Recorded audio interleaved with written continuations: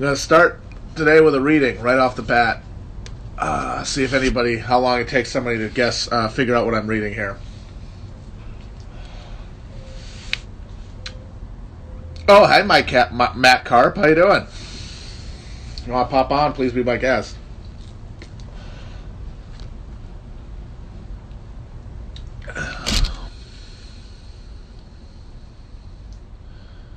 Give me back my broken night, my mirrored room, my secret life. It's lonely here. There's no one left to torture. Give me absolute control over every living soul and lie beside me, baby. That's an order.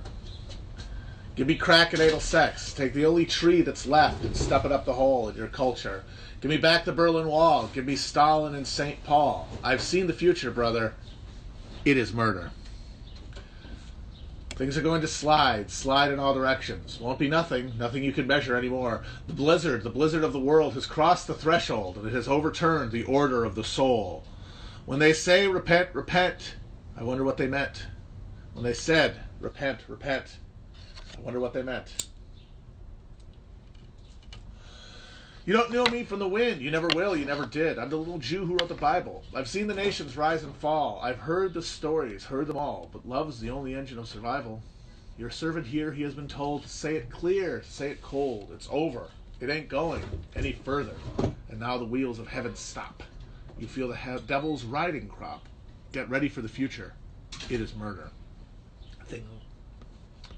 There'll be the breaking of the ancient Western code. Your private life will suddenly explode. There'll be phantoms. There'll be fires on the road, and the white man dancing. You'll see a woman hanging upside down, her features covered by her falling gown, and all the lousy little poets coming around, trying to sound like Charlie Manson, and the white man dancing. Give me back the Berlin Wall. Give me Stalin and St. Paul. Give me Christ or give me Hiroshima. Destroy another fetus now. We don't like children anyhow. I've seen the future, baby. It is murder. Things are going to slide in all directions. Won't be nothing you can measure anymore. The blizzard of the world has crossed the threshold, and it has overturned the order of the soul. When they said, repent, repent, I wonder what they meant. Vibing out a little Leonard Cohen, Canada's answer to Bob Dylan.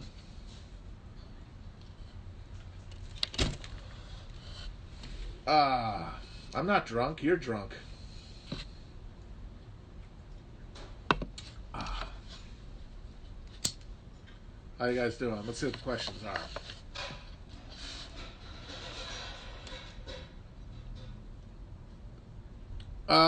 Man, I have seen the new Biden ad. Someone asked if I've seen the new Biden ad, and holy mackerel. Holy shit. It's pretty funny. I mean, yeah, it's racist. And that is bad, but, man, the thing it really indicates is that they're going to campaign by taking all of Trump's principles and saying, they're going to take all of Trump's, like, basic campaigning talking points and frames and say, nuh-uh, because they can't offer an alternative. They can't offer an alternative. Right now we're seeing this fucking recovery, this crisis economy being a giveaway, exactly like it was in 2008, a giveaway to the richest people in the country. We've got a fucking small business, slush fund, basically, that's being raided by any big corporation with a fucking, with a halfway competent attorney or accounting department. People are going to be completely left out. SOL. No unemployment. No rent. Jubilee. No debt. No debt jubilee. You still owe everything. You can get maybe some Cobra. And the thing about the Cobra is you don't get it any cheaper. They just get paid more.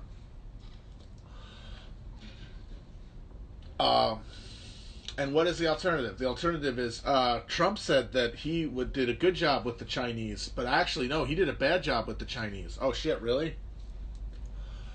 Okay, so one way or another, we are all in agreement that this is about how much of it is China's fault and who's going to do a better job of confronting them over it. That's it? That's the solution?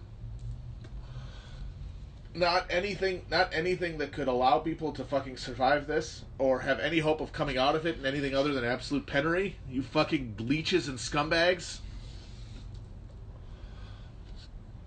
A fucking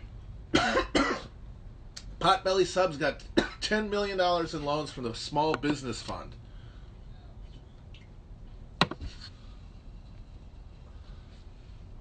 It's a complete fucking giveaway. At every level, it's corporate looting like we haven't seen since '08, and there's no alternative to it. At least Obama pretended when he was running that he was against that shit and that he was going to do something different. Of course, surprise, surprise, he did. He was lying the whole time, but you could be excused. I hope you can, because I certainly bought it, that he was envisioning something different. Biden is explicitly saying, no, we are all on the same page with this. Minimal fucking outlay of means-tested, short-term benefits. Meanwhile, and that is basically what falls off of the wheelbarrow that we're just delivering to the fucking rapacious maws of all the fucking corporate raiders who always end up benefiting from all of this. And guess what? When all those small businesses that are supposed to be helped by that loan, when they are never able to get back in business, all those fucking restaurants that we all love, those little guys, those are all getting bought out. At least the ones that are economically viable are going to get bought out by chains, by Amazon's going to get into the restaurant business. I guarantee to you. And like the big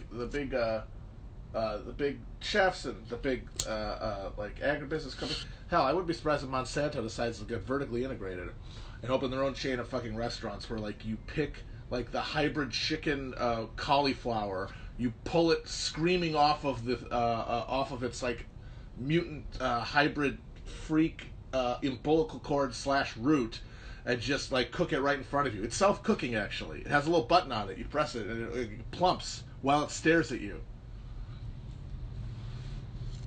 So like that's going to be the end of it. Like this whole thing is going to be benefit to the ruling class if they can maintain stability, if they can make it so that money still means something. Then at the end of it, they're going to be in a position to just buy out the economy basically at a fucking at fire sale prices. And that's why they need to get hell now, because you saw what happened with the fucking thing collapse. You remember when the stock market went down? Remember, biggest drop in human history.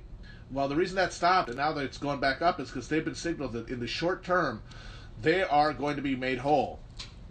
In the short term, their debts aren't going to be called in. Their profit streams are not going to dry up. They still get to maintain viability as corporations, and that means that they can still make money and they can arbitrage off this. And that means at the end of this, if they're able to like keep suckers going out there and risking their lives for minimum wage to keep this thing going long, because the money that they're getting is supposed to have some worth, because there's a government with actual like ability to function that like stands behind the debt that is implied by the note. Then they're going to come out of this winners. Because like there was a crisis in capitalism, has been since the 70s, and certainly one that has anticipated or only intensified since '08. And this is kind of a way out of it, in a lot of ways. This could be a way out of it, because the only way out of a situation like that is to reduce competition, which is what they've been doing, but maybe not fast enough to keep themselves viable. Now they get a chance where they could just buy out in a with a blink of the eye, nobody even noticing. In a crisis, and they're going to be made whole, and everyone is either going to be in the reserve army of the unemployed, and there's going to be a UBI as some sort of part of this. By the way, that's inevitable. If this system maintains itself, UBI is going to happen, but it's going to most likely happen on their terms, and this is going to be the thing that normalizes the UBI, and it normalizes the corporate overthrow of like even the middle bourgeois. That's what it'll do.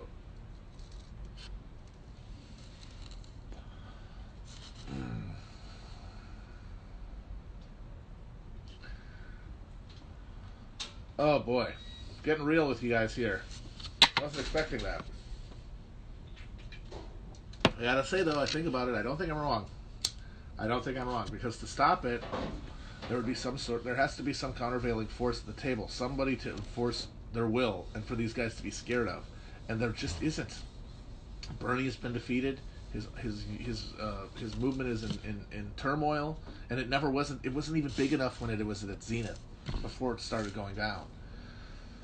like the whole point of the Bernie thing in my mind, like long term, like if I putting on my like long term sort of Spengler-esque Decline of the West doomer hat that I kind of always believed, even though I was like strategically or like tactically I might be up on something, but at the long term I was always thinking none of this is going to actually work in any meaningful sense. All it's going to do is push a process forward so that when the inevitable crisis of capitalism comes, like the apocalypse of capitalism comes, that the left is in the strongest possible position to vie for power in that situation.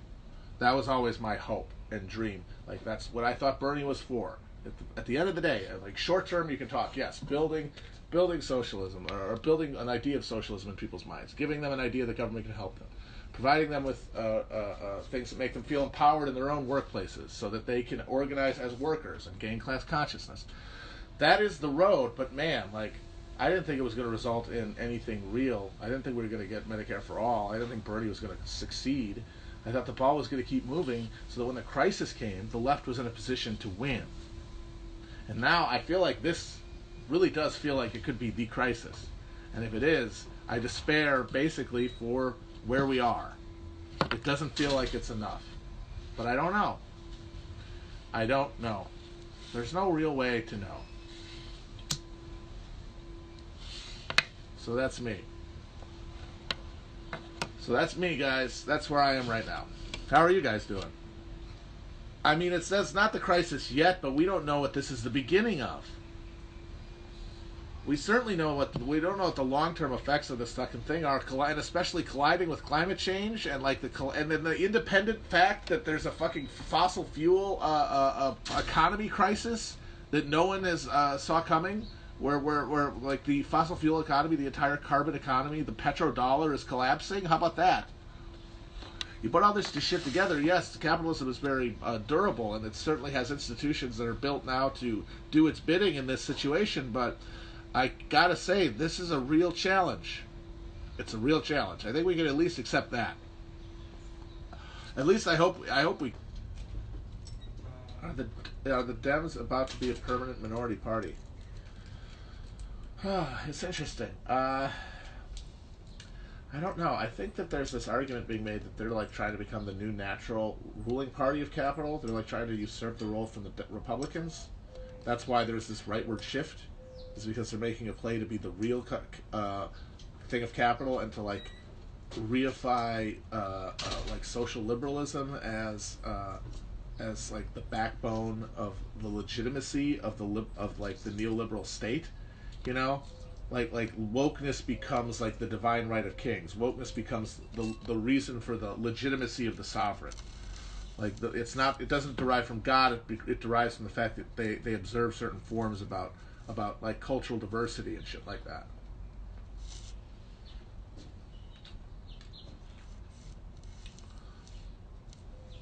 But the problem is that they have this crisis, and Democrats are bad in crisis when they're forced to promise things they know they're not going to do. Somebody asked an interesting question. They said, should you be rooting for Trump over Biden? Now, a lot of people have accused us of like being closet alt-righters or like Trumpists or something. Trump has become so polarizing a figure on like racial and gender lines that saying that you should vote for Trump or saying like objectively that like a Trump win would be better than a Biden one. It is better to adopt a Buddhist posture. It is better to point out, one, it doesn't matter who you vote for on a personal level. It's lib bullshit to think that that is meaningful, like, indication of your worth as a person. You're symbolic. Like, people think that. They think that their vote is them. And that's silly. It's just an act. It's just a bourgeois. Honestly, if we look at it culturally, it's a bourgeois ritual affectation. That's what voting is. So who gives a shit if you do it or not, or what you do when you do it? Let the election pass through you, like gamma radiation. Now that Bernie isn't there, we are the record producer in Boogie Nights. This is a YP, not an MP. So that's my attitude. Just to not get bound up, because I see people like they're already getting riled up about, oh, I'm going to have to fight these Biden people for the next 6 months. It's like, you've been fighting these Hillary people over the same point for the last 4 years. Do you see an end to this? Do you see this ever meaning anything? Do you see this ever resolving? Do you see this anything other than just permanent self-inflicted hysteria? Like a self-inflicted neuroses. Let it go. Let it go. Let it go. Let it open up the door. Let it go. It's my advice. People go, what about the Biden? What about Lisa Harm? What about Mehed Hassan? Dude, who cares? Doesn't matter. Dust in the wind. We are shadows and dust, Maximus. Shadows and dust. Sands through the hourglass. Those are the votes of our lives. Who gives a shit? Bourgeois affectation. Like neckties at work. That's what voting is. It's a thing you watch your social betters do. Little curtsies. Court curtsies that like legitimize them each other in their ritual performance of power. While most people observe nonplussed from the sidelines. That's what voting is. Oh, yes, we'll be at the cotillion with the Margrave of Liechtenstein. That's it. It's a debutante ball. It can be useful because of its cultural power as an organizing tool, which is what we try to do with Bernie. But that part, whatever future use elections have, and they do have some, I'm not saying fuck electoralism. I think that you need elections. You need to work with those systems. Lenin did that. Everyone understands the necessity of that. It's all neurotic shit to say no to that.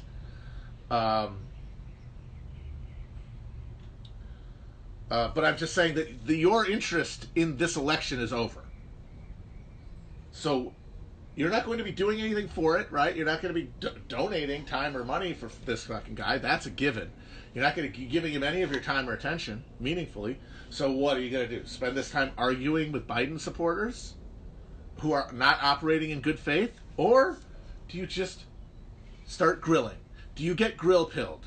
Do you just embrace the Jimmy Buffett lifestyle? Do you just waste away in Margaritaville, searching for that lost shaker of salt?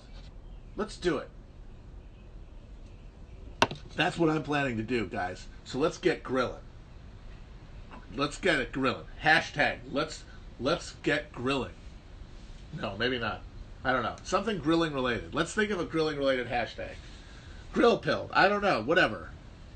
So that's the argument. That's to tell people about fucking voting in this election, because I can see people already just like, even though this is a crucial moment in history and we really have to figure out what to do next pronto, people are wasting time arguing with Biden voters about this point. We need to focus. This is like, our response now could determine the fate of humanity. I mean, I'm not being hyperbolic there.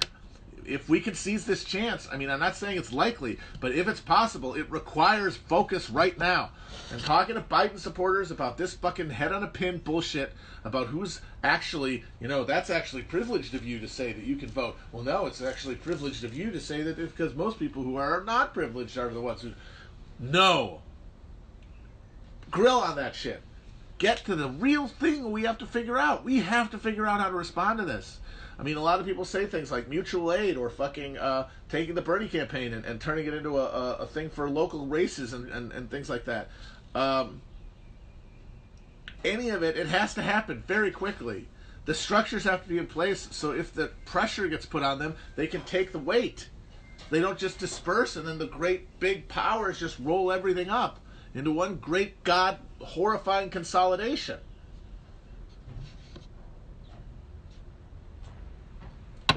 So my God, let's get to that business right now. So I'm not hearing any more bullshit about the Biden campaign. Don't care. In fact, I'm going to try to stop myself from even tweeting about it. I do love making fun of all that bullshit, but from now on, I'm not going to talk about the race. I will make fun of something Biden or Trump says, but not in the context of which one you should vote for or anything. Or maybe I won't even do that. Maybe I'll totally boycott it. I think maybe just like as a piece of self-discipline I should enforce on myself. No, you're not going to say anything about either of them, no matter how funny they are. And Trump and Biden are two of the funniest people on earth. And guess what? I can't say I won't watch the debates. Of course I will. And I might have to stream them because I'm going to be on a lot of drugs. But that, because it is such a perfect culmination of everything I've ever believed in, I have to give myself that. But other than that, I'm ignoring this campaign. Talking about everything else. Oh, we got a lot to talk about. There's a lot to talk about. And I can't wait to talk about it. But this specific campaign, we're not talking about. At least I am. We might talk about it on the show, because it is a news of the week thing. But I'm going to remind everyone during that you don't have to have opinions about this stuff. I talked yesterday about China, and I'm kind of skeptical that there's going to be any kind of apocalyptic conflict just because our economies are so interdependent, and the elites are so intertwined, and their interests are so interlocked. It's like there's really nothing other than just sort of pathetic, like, nation-state shadowboxing to require this system to have this much grit in it. They make the stuff, we purchase it. It's symbiotic. It works both ways. It's like they get to build a domestic economy through export. We get to cheap goods at the expense of our industrial core. Of course, in the long run, it's destabilizing because it's second law of thermodynamics. The system eventually starts eating itself, and then it fucking destabilizes. But the interests at the top are the same. So I really think that this is all going to end up being some sort of Sino-American hegemony. I think that's the most. It's just unless the chaos theory really has gone around the bend, and it could have. I mean, Trump being president is not something most people would have predicted, even using like the most loose definitions of probability back before it would have been happening. And this guy does have the power. I mean, he is a actual actor in history, which is insane to think. But Donald Trump is one of those guys like Napoleon, who literally has history in his hands. He has history in the art behind a Tonka truck wheel. It's breathtaking to think that, and it's just an indictment of the system that it's come to this. I mean, this is the ultimate repudiation of every system that we live under: capitalism, liberalism, anything. The fucking Enlightenment, for God's sakes, the Industrial Revolution, the technology at all. Like, it could turn you into a complete Luddite, for God's sakes. But it's the reality we're in. That's crazy, and it's horrifying to think of. But we got to think of something to do in this conflict, or in this moment of insecurity. Oh boy.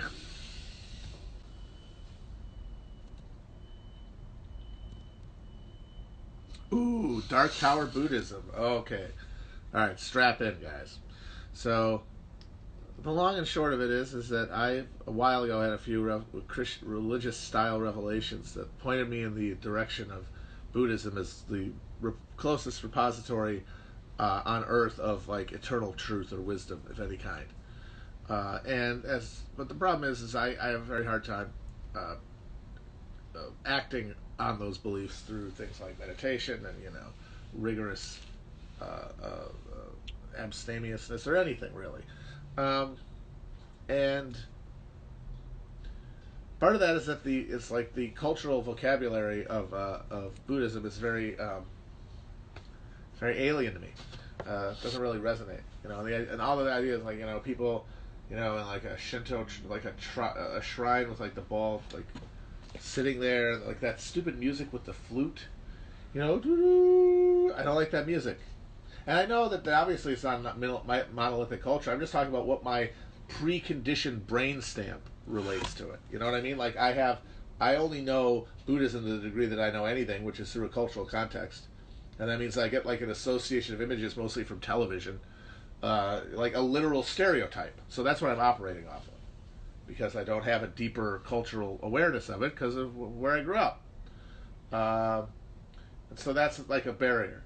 But then I've realized that the Dark Tower world of Stephen King, books I have read at a young age, so were like integrated into my mental landscape at a very early period, absolutely contain a lot of the same elements. Ideas of eternal recurrence, that the idea of like evolution towards a higher plane of enlightenment, Through and the turtle. The turtle seems like the turtle whose back the Earth is on. He's like Buddha is like I don't like that guy, but I like the turtle, so I just think of the turtle. Anyway,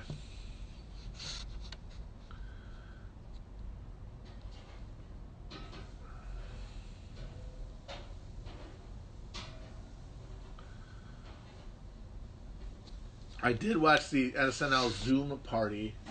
It was really terrible, really really bad. Made my tummy hurt a little bit. It real sucked a lot. Thumbs down.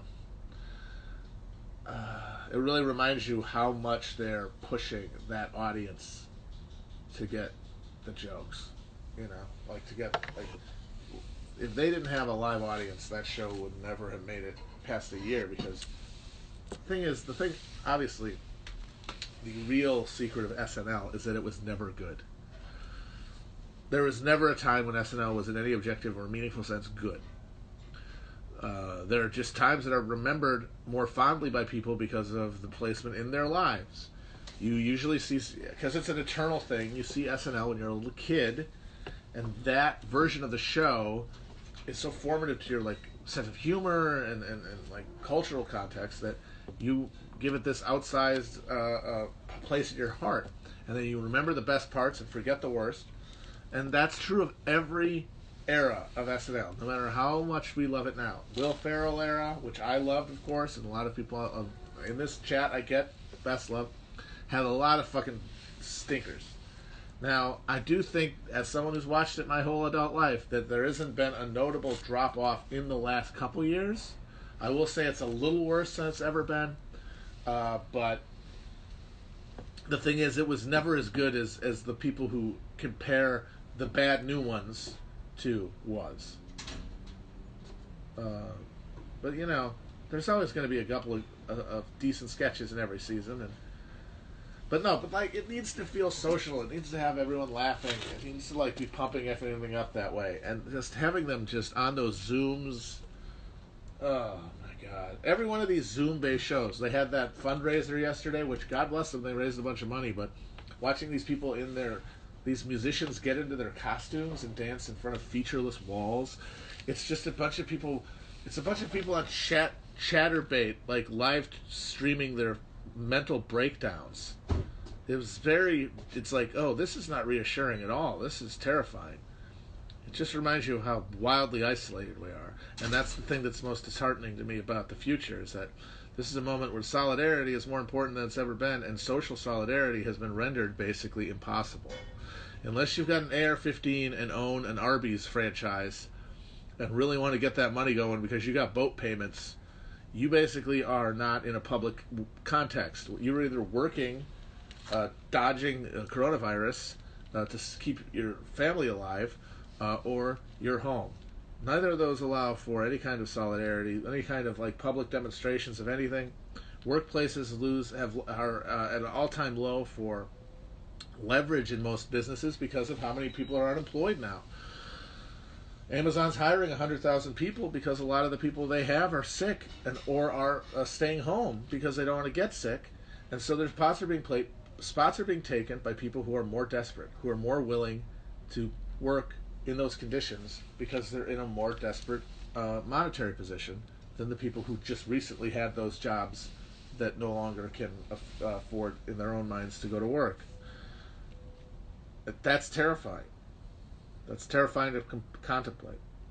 So that's the big question, and that's why I think it's so hard to formulate answers to the what is to be done question, because so much of it depends on obsolete it's looking like social forms. You know, like the public person, the public human was like our only entrepot into solidarity and empathy and all the things that build a social order.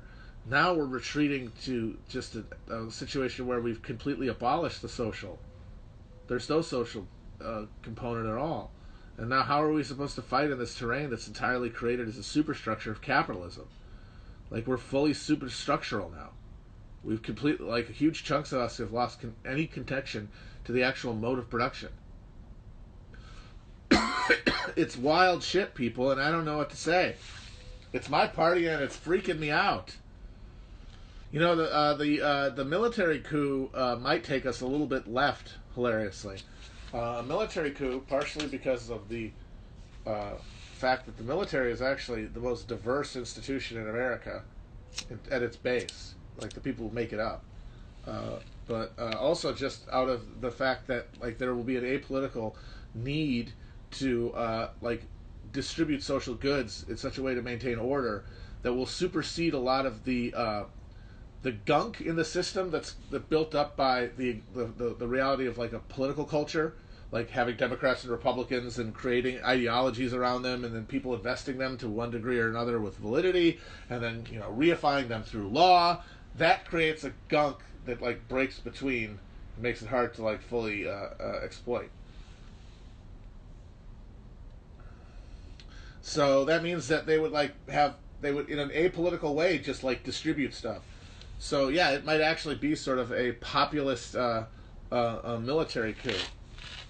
I mean, not nearly as ideological or as left wing as like the Carnation Revolution, certainly not. But honestly, maybe it might be.